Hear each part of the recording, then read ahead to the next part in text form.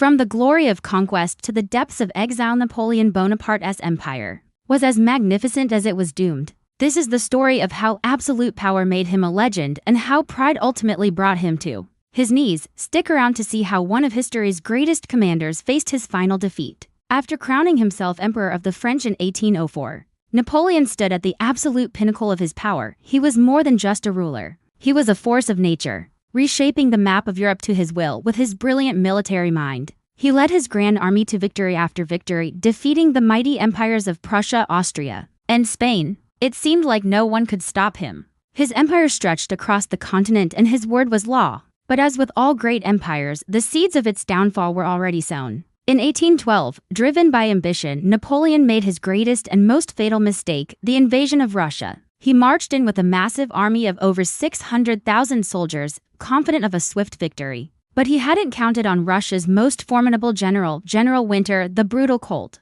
combined with starvation and relentless guerrilla attacks, decimated his forces. Of the once invincible Grand Army, barely 100,000 men staggered back. This catastrophic failure showed the world that Napoleon was not invincible. Sensing weakness, the nations of Europe united against him in the War of the Sixth Coalition. Overwhelmed and outnumbered, Napoleon was forced to abdicate in 1814. His punishment? Exile to the small Mediterranean island of Elba. For most, this would have been the end. But not for Napoleon. Just a year later, in an incredible display of audacity, he escaped from Elba, landed in France, and was greeted by cheering crowds and loyal soldiers who flocked back to his side. For a period known as the 100 Days, Napoleon reclaimed his empire. But his destiny was waiting for him. On the muddy fields of Waterloo in 1815, there a combined British and Prussian army, led by the Duke of Wellington, delivered the final decisive blow. Defeated for the last time, Napoleon was exiled again.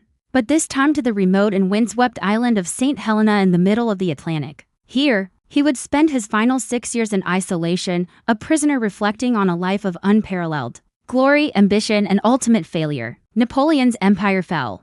But his legacy endures, a timeless reminder that greatness and downfall often walk hand in hand. From a revolutionary hero to an exiled emperor, his life story is a whirlwind of triumph and tragedy that changed the course of history forever. Thanks for watching. If you found this chapter of history as fascinating as I do, be sure to hit that like button and subscribe for more. Stay tuned for episode 3, where we'll explore Napoleon's legacy, the man who changed Europe forever. You won't want to miss it.